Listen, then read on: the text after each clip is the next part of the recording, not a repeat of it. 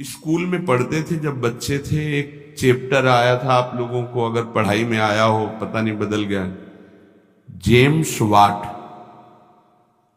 एक James Watt नाम का बालक, जिसको निकम्मा समझा जाता था घर में, वो एक दिन बैठा था, देखा कि एक बटलोई चढ़ी थी और उसके ऊपर ढक्कन रखा था, नीचे से भाप ऐसे करके ढक्कन को उठा देती। उसने फिर वजन रखा, फिर भाप बनी और उठा दी, फिर वजन और बढ़ा के रखा, वजन बढ़ाता गया, भाप उसको उठाती गई। उसी ने इंजन की रचना की थी, जेम्स वाट। आप इसका भाव समझ पा रहे हैं हम क्यों उदाहरण दे रहे हैं? जब आपके अंदर अग्नि पैदा हो रही है, जलन पैदा हो रही, तो आपके जीवन को भगवान की तरफ ले जाने वाले पावर को उठा जागृत कर रही है। तुम विचलित होकर उसे विषय भोगों से पुनः शांत कर देते हो। उसे शांत नहीं करना, उसको और बढ़ाना है। आग को जितनी बढ़ जाएगी उतनी जोर से अध्यात्म की तरफ आप चलोगे। उल्टा मत चलो, उल्टा मत सोचो। ये आग समन का अवसर नहीं, आग बढ़ने का अवसर है। आग बढ़ने दो, वही तेजस्वी बनाकर तुम्हें अध्यात्म की ऊंचाई पर चढ़ा देगी। उस बात से अनुभव किया कि भाप में कितनी ताकत है। अगर ये भाप मिले तो बहुत बड़ा कार्य चल सकता। तो वही कोयला धोकर भाप पैदा करके इंजन के द्वारा ट्रेन निकलवा दी, और उसको सब निकम्मा समझते थे। बस वो विचार, ये चिंतन का विषय। हमारे अंदर जो आग पैदा हो रही, कामाग्नि, क्रोधाग्नि, लोभाग्नि, उसे हम सह रहे हैं। उसको सह रहे हैं तो एक पावर बन रहा है। वो पावर आपको सीधे भगवान की तरफ बढ़ाएगा। अगर आप उसको बुझाने में लग गए तो वो इधर आध्यात्मिक शक्ति क्षीण हो जाएगी और भोगा शक्ति बढ़ जाएगी। ये अनुभव की बातें हैं। आप इसको सहना सीखें, मिटाने में काम नहीं बनेगा। सह करके प्रभु की प्राप्ति हो जाएगी। सहना सीखो, सहना हमारा परम धर्म है। सहन कर गए तो महात्मा, टूट गए तो विषयात्मा। और फिर हमें पता नहीं ये अवसर जो मिला है कब मिले, इसलिए सावधान। सत्संग को सुनो और उसका मनन करो, उसको जीवन में उतारो, तभी लाभ मिलेगा। नहीं रोज सत्संग हो रहा है और अगर आप सुनेंगे नहीं तो 1 घंटा 1.5 घंटा बैठ लिए, फिर वही मनमानी चिंतन, ठीक नहीं। ये 6 बातें जिसके जीवन में है, उसके अंदर भक्ति की निष्ठा जागृत हो जाती है और वो सिद्ध महापुरुष हो जाता है। फिर पहला, हर परिस्थिति में क्षमा।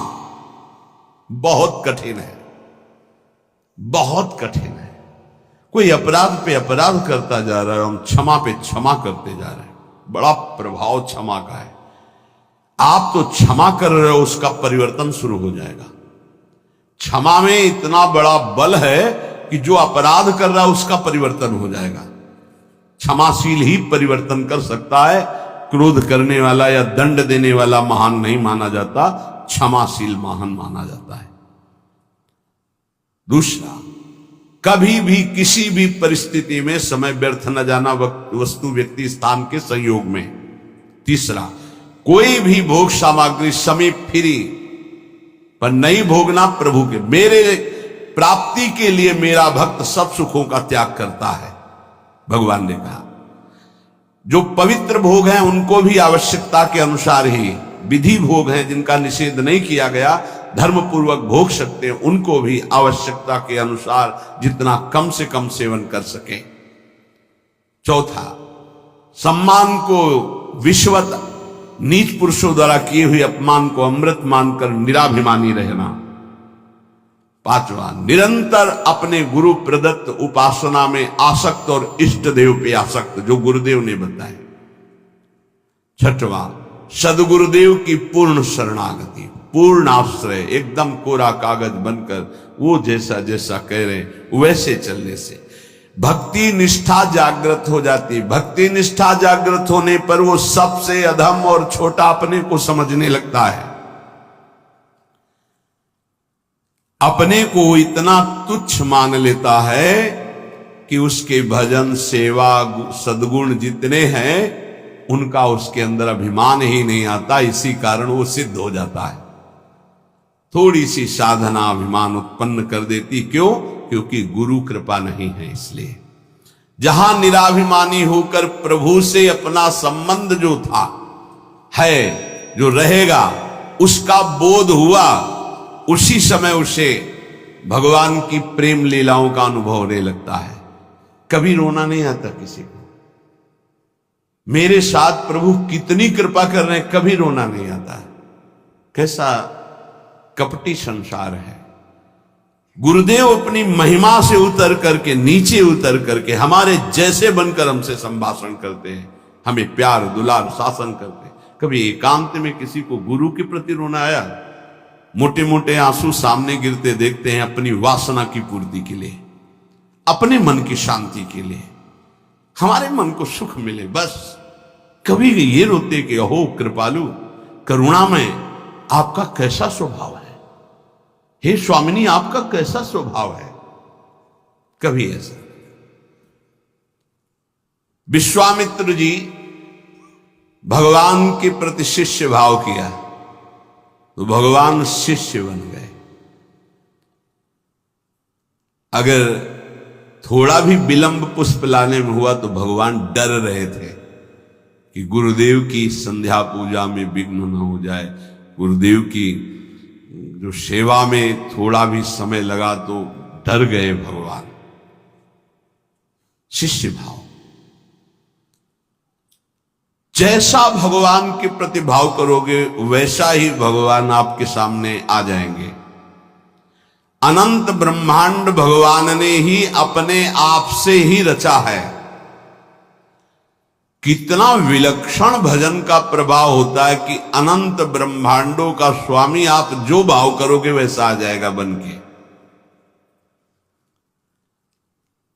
अगर आप भगवान को भोग रूप में चाहेंगे तो भोग रूप में भी आ जाएंगे। ऐसा ही बड़े कृपालु हैं। जिस रूप में आप चाहेंगे भगवान आ जाएंगे। आप आज भी जो कामना करते हैं ना, मेरे भगवान ही आपकी पत्नी बने हुए, पुत्र बने हुए, आपका परिवार बने हुए, आप पहचान नहीं पा रहे हैं। जो हम कामना करते हैं ना कि आज ये, तो भगवान वही बनकर आ जाते हैं, वही पदार्थ बनकर आ जाते हैं, वही व्यक्ति बनकर आ जाते हैं, वही वस्तु बनकर आ जाते हैं। यद्यपि भगवान ही है, दूसरा कोई नहीं है। वही अपने आप को प्रकट किए हैं। उपनिषद में आता है एकाकी न रमते। खेलने की इच्छा हुई तो दूसरा कोई हो तो खेले, तो अपने आप को इतने रूपों में खेल में फैला दिया। एकाकी न रमते। भगवान ने अपने एकोहम बहुश्यामा, मैं ही बहुत रूपों में हो जाऊं, और वो अपने आप से अपने आप में खेल रहे हैं। 3 खेल हो रहे हैं यहां प्रगट में। एक हो रहा है सृष्टि का सृजन, बराबर चल रहा है, सृजन भी बराबर चल रहा है, पालन भी बराबर चल रहा है, संहार भी बराबर चल रहा है। सृजन होता जाता है, पालन होता जाता है, संहार होता जाता है, सृजन होता जाता है, पालन होता, संहार, ये बराबर लीला चल रही है। किसका सृजन? अपने आप से अपने आप का सृजन। किसका पालन? अपने आप से अपने आप का पालन। और किसका संहार? अपने आप से अपने आप के ऊपर संहार लीला। किसी और की नहीं है, वही है। आप भी वही है, पर नहीं समझ पा रहे। भगवान ने कहा यथा तथा, अर्थात मुझे जैसे बसता मैं वैसे, ये यथा माम प्रपद्यन्ते तास तथैव, यथा तथा। भाव और लगन, जिस तरह की आपकी लगन है और जिस तरह का भाव है वैसे ही भगवान अनुभव में आते हैं। जब आप घोर विषय चिंतन करते हैं तो भगवान विषय रूप में आ जाते हैं। गाढ़ चिंतन विषय का तो विषय रूप में आ जाते हैं।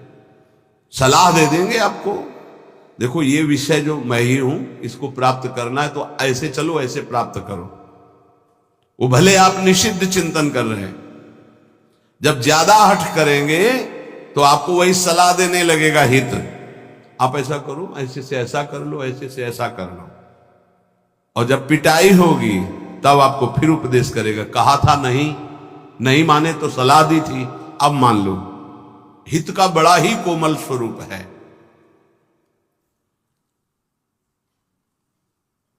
यदि आप भाव से लगन से प्रभु की तरफ चले तो उधर से प्रभु चल पड़ते हैं। और आपकी चाल और प्रभु की चाल में बड़ा अंतर है। त्रिभुवन में सबसे तेज गति चलने वाला मन है, वायु से भी अत्यंत वेगवान मन है।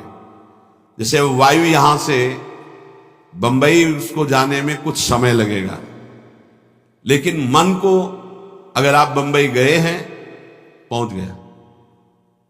मन से भी वेगवान गरुड़ जी हैं, जो भगवान के वाहन हैं, वो मन से भी वेगवान है और गरुड़ से भी वेगवान भगवान की गति है। जब उपासक भाव और लगन से चलता है तो बहुत जल्दी भगवत प्राप्ति क्यों हो जाती है? बोले दरिया दूषण दास में नहीं राम में दोष। भगवत प्राप्ति में दोष आपका है जो आप देरी कर रहे हैं, भगवान की तरफ से नहीं। जन चाले एक पावणो हरि चाले 100 कोश। एक कदम भक्त भगवान की तरफ चले तो 100 कोस भगवान भक्त की तरफ चल देते हैं। 100 कोस उनका वेग है ऐसा, वो अपने कदम से एक कदम तो ब्रह्मांड पार कर दिए। आपका भाव और लगन, भाव में तो विषय भरा है, लगन लगी भोगों की तो बार बार वही आ रहे हैं भोग रूप में, दूसरा कोई नहीं। पर जब भोग रूप से आप विषयों का सेवन करते हैं तो फिर नरक रूप से भगवान मिलते हैं, रोग रूप से भगवान मिलते हैं, दंड रूप से, जलन रूप से भगवान मिलते हैं। भगवान का कौन सा रूप आपको पसंद है? आनंद तो छोड़ो इसे, आनंद सिंधु प्रभु के रूप का ध्यान करो, उनका नाम जप करो। भगवत प्राप्ति में कोई बाधा नहीं डालता, साधक स्वयं बाधा को स्वीकार करता है। क्योंकि भगवत प्राप्ति के लिए जो तुम्हें समझ दी गई है उसका प्रयोग नहीं कर रहे। भोग सामग्री देखी, समझ कह रही कि नहीं इससे बहुत विलंब हो जाएगा, भगवत प्राप्ति नहीं होगी, आप ये अनसुनी कर दिए, उसे भोग लिए। किसकी गलती रही? आपकी। आपने अपनी समझ का आदर न करके और भोगाकर्षण का आदर कर लिया। अपने समय को, अपने जीवनी शक्ति को, अपने समझ को भगवत प्राप्ति के योग में लगाना चाहिए। आप भगवत प्राप्ति की वियोग में लगा रहे हैं, दूरी बनाने में लगा रहे हैं। चलना इधर है, चल इधर रहे, इसमें कमी आपकी है। सामर्थ्य जितनी है अगर उतना कदम बढ़ा दो तो तुम्हें खुद अनुभव होने लगेगा भगवान कितनी वेग से आपकी तरफ आ रहे हैं। पूरा समय, पूरी सामग्री, पूरी सामर्थ्य भगवत प्राप्ति के लिए मिली है आपको। पूरा समय, पूरी सामग्री, पूरी सामर्थ्य भोग प्राप्ति में लगा रहे हैं आप। देख लीजिए, कारण समझ सामग्री समय का दुरुपयोग कर रहे हैं क्योंकि तुम्हारे अंदर लगन नहीं, अगन नहीं भगवत प्राप्ति की। भक्ति किसी साधन विशेष से नहीं प्राप्त होती, कर्मों से नहीं प्राप्त होती, भगवान की पूर्ण शरणागति से होती है। कई बार इनकी चर्चा हुई, पूर्णता कैसे होती है? हे हृदय से प्रभु की शरण। यदि परमार्थ में उतरे हो तो चैन नहीं है। यहां दरस बिन दुखन लागे नैन, जब से तुम बिछुरे पी प्यारे कबो न पायो चैन। बेचैनी बढ़नी चाहिए। जब बेचैनी बढ़ती साधक में कृपा से तो वो समझता है परेशानी बढ़ रही है और उसको मिटाने के लिए भोगों में उतर जाता, खत्म। अरे वही बेचैनी तो विरह बनती है, तुम समझते कहां हो? जब आपके अंदर जलन होती, बेचैनी होती, घबराहट होती है तो वही जाकर विरह बनती है। हा प्राणनाथ, अब जिया नहीं जा रहा आपके बिना, वही भगवत साक्षात्कार कराती। आप समझ नहीं पा रहे, आपको लग रहा है मेरे साधन में कमी हो गई जो बेचैनी बढ़ रही। यही साधन की परिपक्व अवस्था है जो बेचैनी बढ़ रही। प्यारे समझिए, आपका हृदय तो जलता है, आप में जो अशांति सी महसूस हो रही है, अभाव सा महसूस हो रहा है, ये कृपा हुई है आपके अंदर। यही अभाव आपके अंदर ऐसा भाव पैदा करेगा कि आप चिल्ला चिल्ला कर रोने लगेंगे, प्रियाजू अब रहा नहीं जा रहा, सहा नहीं जा रहा, अब आ जाइए। बन गई बात। जहां आपके अंदर ऐसा भाव आया, बेचैनी बढ़ी, तो आप उसको चैन प्राप्त करने के लिए भोगों का चयन कर लेते हैं। बस गई हो। बोले अब थोड़ा। कल किसी ने कहा था कि आपके कथनानुसार मैं जब चलता हूं तो भारी घबराहट पैदा हो जाती है, और जब हम आपकी हर बात छोड़ देते हैं तो एक तसल्ली से मिलती है और शांति मिल जाती है। क्या शांति मिल जाती? मन। अब विषय भोगने को मिलेगा, अब स्वतंत्रता मिल गई। अब और जहां अनुशासन में वो जलता है कि मेरी हर वासना की आपूर्ति हो जाएगी, आप समझ नहीं पा रहे। वो जो आपके अंदर बेचैनी हो भगवत प्राप्ति के लिए योग्यता पैदा कर रही है आपके अंदर, पर आपको वो नहीं चाहिए, इसलिए विषय सेवन में शांति लगती है। त्यागात शांति मिलता, वो कह रहा विषय भोगों में शांति मिल जाती है। यही बुद्धि की बात है, बहुत खराब बुद्धि हो चुकी है।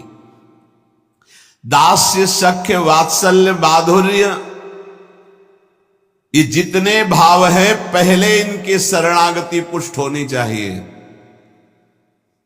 भगवान सब कुछ आपको दे देंगे, पर पहले शरणागति पुष्ट होनी चाहिए। अगर आपने अपने आप को श्री भगवान को दे दिया तो श्री भगवान अपने आप को आपको दे देंगे। सौदा बहुत सस्ता है। हमने अपने आप को तो भोगों में दे रखा है। अगर हम अपने आप को श्री भगवान को दे दे, श्री भगवान हमें अपने आप को दे दे, कितना सौदा सस्ता है। अगर शरणागति पक्की हो गई तो भगवान त्रुटियों की तरफ नहीं देखते। राहत न प्रभु चित्त चूक किए की, करत सुरत 100 बार ही की। प्रभु उसके हृदय की बात देखते कि मेरा शरणागत हो गया, सैकड़ों त्रुटि हो जाए तो भी ध्यान नहीं देते। कितनी कृपा है। जैसे पीछे आपने सुना था कि भगवान कह रहे हैं मेरे जन्म कर्म को दिव्य मानने वाला पुनर्जन्म को प्राप्त नहीं होता, ऐसे ही मैं प्रभु का हूं, प्रभु मेरे, उसका पुनर्जन्म नहीं होगा। शरणागति का शुद्ध स्वरूप। हमारे माई श्यामाजू को राज, मेरी श्यामाजू मैं श्यामाजू का, ये सूत्र समझ लो। प्रभु को अपना मानने वाला अगर उससे त्रुटियां भी होती तो प्रभु नहीं गिनते। जन अवगुण प्रभु मानने का, उसको भगवत प्राप्ति हो जाएगी। मैं प्रभु का, प्रभु मेरे। बस किसी भी दबाव में आकर बीच में तीसरा नहीं हो जाना चाहिए। मैं प्रभु का, प्रभु मेरे। फिर मैं प्रभु का ये भी विस्मरण हो गया, केवल प्रभु मेरे। चाहे समझ में आए या ना आवे, इतना समझ लो, संसार का कोई भी संबंध, कोई भी शरीर, कोई भी वस्तु स्थायी नहीं है, कोई भी पद। लेकिन ये बात सदा तुम्हारे अंदर स्थायी बनी रहेगी, मैं प्रभु का, प्रभु मेरे। अगर आ गई है, शरीर छूटा किसी भयानक अपराध से, अगर फिर जन्म हुआ तो ये बना रहेगा, मैं प्रभु का, प्रभु मेरे। ये आपको परम पद प्राप्ति करा देगा। अवश्य अवश्य भगवत प्राप्ति हो जाएगी। तो अगर भगवान से कोई दुश्मनी कर ले तो उसे भगवत प्राप्ति हो जाएगी, द्वेष कर ले तो भगवत प्राप्ति हो जाएगी, क्योंकि प्रभु से ही तो जुड़ा है वो। भगवान को गाली दे, अपमान करे, नास्तिकता, बिल्कुल भगवान से बैर माने, उसे भगवत प्राप्ति हो जाएगी। यहां की जैसा कहा कि जैसे भक्त भजता है मैं वैसे भजता हूं, तो वो वैर से भजेगा तो वैर से ही सही, पर भगवत प्राप्ति तो हो जाएगी ना। बोले नहीं, भगवान ने एक शब्द कहा है, ये यथामाम प्रपद्यन्ते। प्रपद्यन्ते माने शरणागति। शरण में, मेरी शरण में होकर जैसा भाव करता मैं वैसा अनुभव कराता हूं। तो वो जो भगवान की निंदा करता भगवान की शरण में थोड़ी है, उसको तो नरक की प्राप्ति होगी। बोले शिशुपाल ने भी तो निंदा की थी, तो रात दिन भगवदाकार वृत्ति रहती थी उसकी। उसे उठते बैठते चलते फिरते कृष्ण ही नजर आते थे। कंस ने भी तो द्वेष किया, तो उसको दाल में जीरा भी कृष्ण ही नजर आते थे।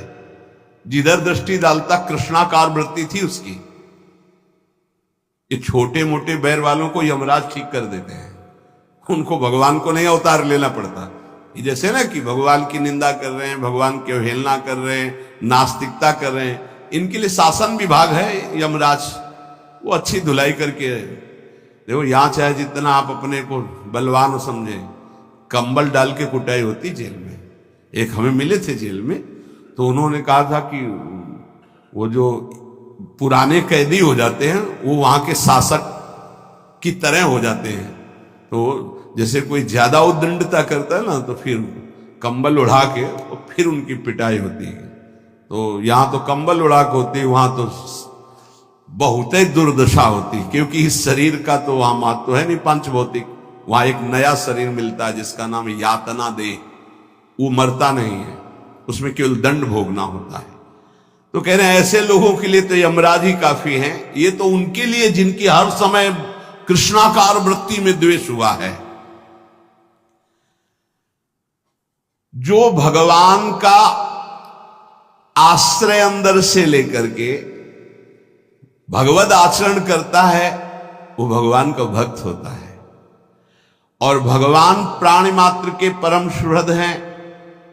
जो भगवान से वैर द्वेष रखा, उन्होंने केवल भगवान से ही रखा। शिशुपाल ने कभी और किसी को गालियां नहीं दी, केवल भगवान को दी।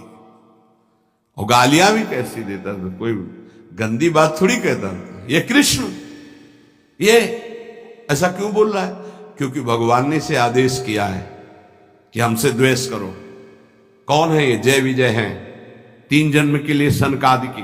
तो रावण, कुंभकर्ण, शिशुपाल, दंतवक्र, हिरण्यकश्यप, हिरणाक्ष, ये भगवत पार्षद है। भगवान के सिवा इनके चित्त में कुछ है ही नहीं। अब भगवान ने आदेश किया हमसे द्वेष की लीला करो, तो अंतिम समय तक कहा राम रन हतोपचारी वो बोल के पधारे।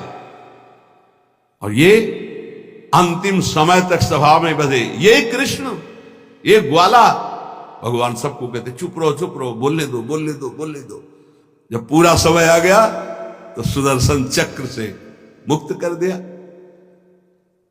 हिरण्यकश्यप किसी के भी समझाने से नहीं, भगवान से वैर। ये भगवत पार्षद है। अगर अपने लोग सोचे तो इतनी क्षमता हमारे वैर में नहीं है कि हम भगवान में तन्मय हो जाए। उसके ठीक करने के लिए बहुत से शासक है। ये शनि, राहु, केतु, मंगल ग्रह, नक्षत्र, ये सब जानते हो, शासन विभाग है। और क्या, जैसे ये अलग अलग कंपनियां नहीं है, ये अमुक कंपनी है भारत की रक्षा वाली, ये अमुक कंपनी है, अमुक एजेंसियां अलग अलग नहीं। जैसे ऐसे एजेंसी समझो, नवग्रह की अलग एजेंसी है, अलग अलग है। मार तुम्हारी सब सुख सुविधाओं को भस्म कर देंगे। जीवन तुम्हारा क्लेश और अशांतिमय हो जाएगा। वैर द्वेष भगवान का तो कभी कुछ बिगाड़ नहीं सकेगा, तुम्हारा सर्वनाश कर देगा। ये रावण, कुंभकर्ण, शिशुपाल, दंतवक्र, हिरण्यकश्यप, हिरणाक्ष कोई साधारण नहीं, भगवान के पार्षद हैं। इनकी नकल नहीं कर सकता कोई कि हम भगवान से वैर करके परम पद प्राप्त कर लेंगे। भगवान की सुहृदता, शरणागति से रसास्वादन जो होता है वो और किसी भाव से नहीं होता।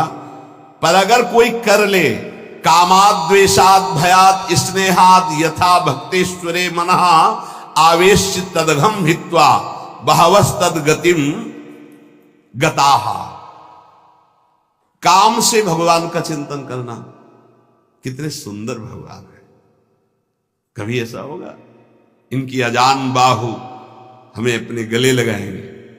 कितनी सुंदर कपोल है, कितनी सुंदर इनकी अलकावली, कितने सुंदर नेत्र हैं। ये इतने सुंदर हैं कि दंडकारण्य के अस्थिमात्र हो रहे शरीरा जो ऋषि थे, उनके हृदय में भी श्रृंगार रस जग गया।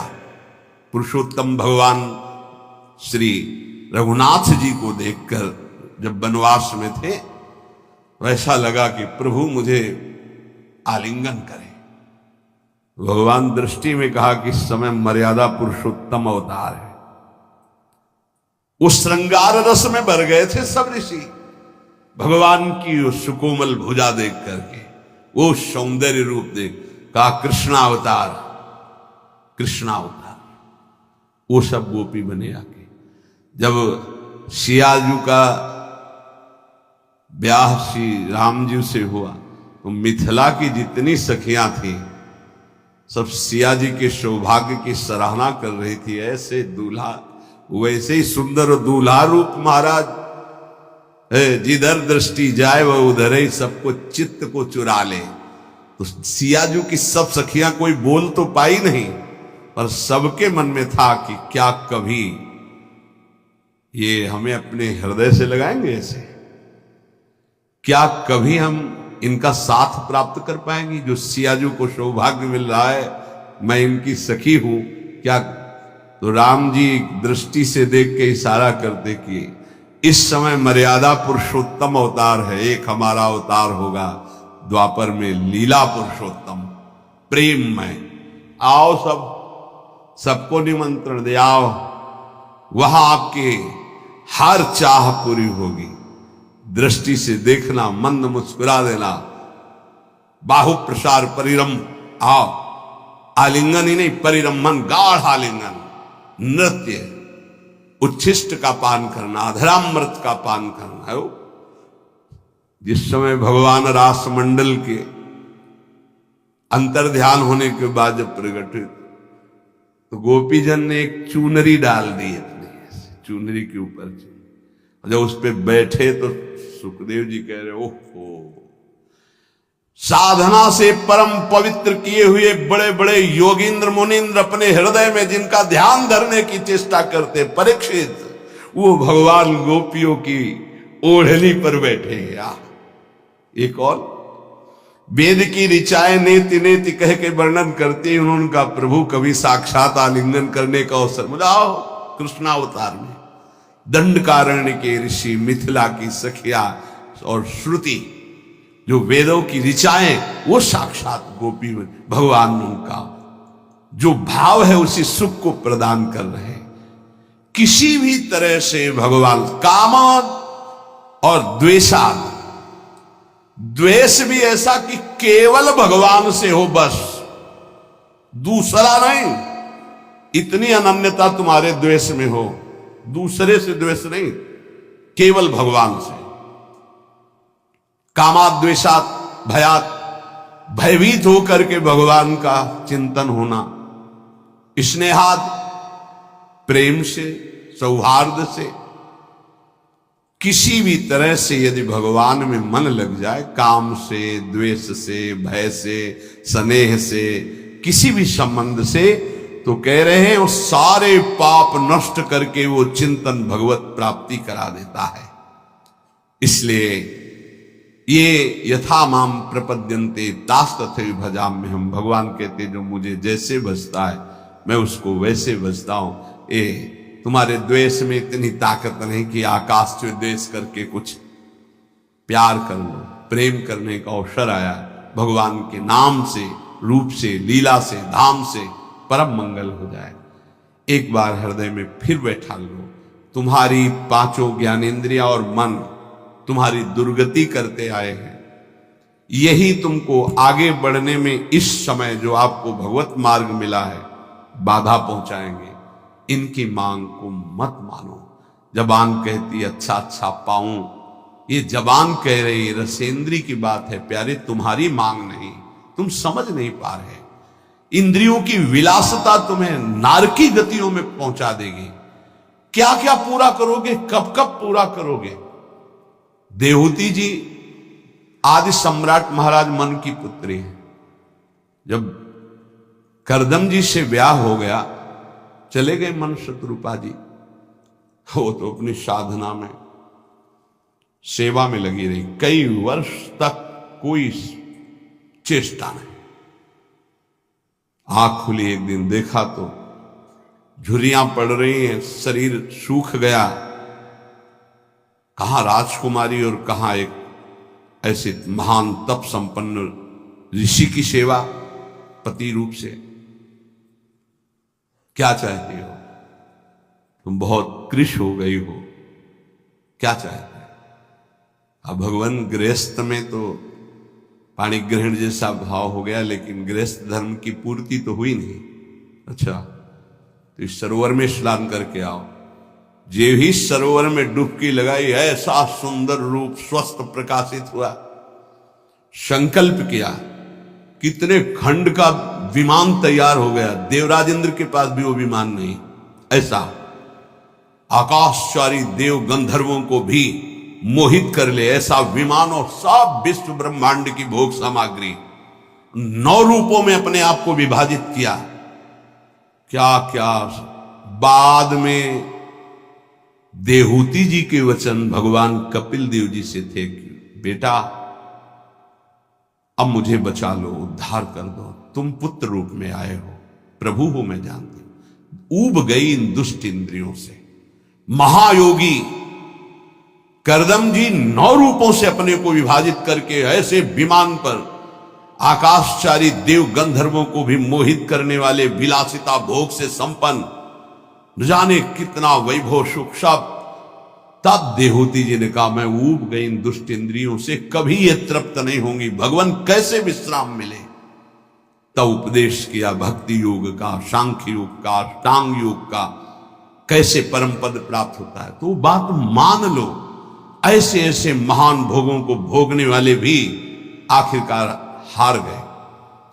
जब शौभरी जी ने देखा मछली की क्रीड़ा और काम जागृत हुआ, 50 ब्याह मानधाता की पुत्रियों से किए। मानधाता ने विचार किया कि ये ऋषि क्या सुख दे पाएंगे हमारी राजकुमारियों को। तब कहा कलाना और यमुना किनारे देखना करके, तुम्हारा स्वागत करने के लिए कुछ हमारे जन भी होंगे। सोचा पता नहीं फूस की झोपड़ी बनाई होगी, आकर के ऐसे नगर की रचना की संकल्प से कि देवराजेंद्र के पास अमरावती में भी ना वो महल था, ना वो शोभा थी, ना वो संपत्ति थी। तप के द्वारा ऐसा नगर रच दिया। स्वागत हुआ महाराज मानधाता का। आश्चर्यचकित थे कि मैं सम्राट हूं, मेरे पास तो ऐसा कुछ नहीं जो एक इस योगी के पास है। 50 राजकुमारियों से गृहस्थ धर्म का बड़ा वैभव। फिर एक दिन एकांत में बैठे, हाय हाय मच गया, क्यों मैं कहां था, कहां आ गया, अपने तप का क्या प्रयोग कर डाला। तब वो एक श्लोक गायन किए थे जिसका प्राय हम चर्चा करते रहे, संगम त्यजेत मिथुन वृतिनाम मुमुक्षु सर्वात्मना न विसजेत बहिरिंद्रियाणि। इंद्रियों को इतना दुलार मत करो, नहीं तो नष्ट कर देंगे, ऐसा नष्ट कर देंगे पूछो मत। बहुत दुर्दशा होती है इन इंद्रियों की।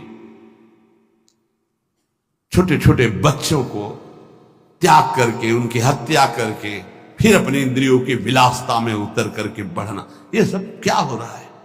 इंद्रियां कितनी निकृष्ट होती चली जा रही हो। हम साधक होके, भगवत मार्ग के पथिक होके, जान करके अगर इंद्रियों को दुलार करेंगे तो प्यारे कोई नहीं बचा पाएगा। ये माया रौंद देगी। इसलिए प्रार्थना है जितने से भगवत भजन न छूटे उतना तो दुलार करो। इतना दुलार ना करो कि प्रभु को भूल जाओ, माया तुम्हें अपने सीमा में ले ले। बहुत बहुत जन्मों के बाद हमको ये अवसर मिला, चूको मत। मान लो अभी प्रार्थना करते हैं, अभी डांट लगा देते हैं, आगे चलकर तुम्हें कोई डांट लगाने वाला नहीं मिलेगा, प्रार्थना करने वाला नहीं मिलेगा। एक शब्द याद कर लो, जो मिलेगा वो शोषण करने वाला मिलेगा। मां जैसा दुलार, पिता जैसा शासन हमारे भगवान स्वयं प्रकट होकर करते हैं। वो हमारे गुरुदेव होते हैं। अनंत माताओं का प्यार, अनंत पिताओं का शासन वही कर। अगर अब ना उद्धार हुआ, अब ना कल्याण हुआ, तो भगवान जाने किस युग में ये अवसर आएगा। छोड़ दो ये बातें। 5 ज्ञानेंद्रियों की मांग को अपनी मत मानो। नाम जप करो, जैसे बने वैसे। अग्नि जो अंदर जल रही उसको सह जाओ, यही तुम्हारे लिए आगे उत्थान का कार्य। आप समझ नहीं पा रहे। हर समय नाम जप करो, हर समय अपने इष्ट की प्राप्ति की लगन रखो। मुझे प्रिया प्रीतम चाहिए। हम कह रहे मांग रहा है मन विषय, लेकिन आप झूठे से शुरू करो, मुझे प्रिया प्रीतम चाहिए। ए मन, मुझे प्रिया प्रीतम चाहिए। अभी आनंद का अनुभव होने लगेगा, यही मांग सच्ची हो जाएगी। झूठा खेले साचा हो। श्री राधा वल्लभ लाल की।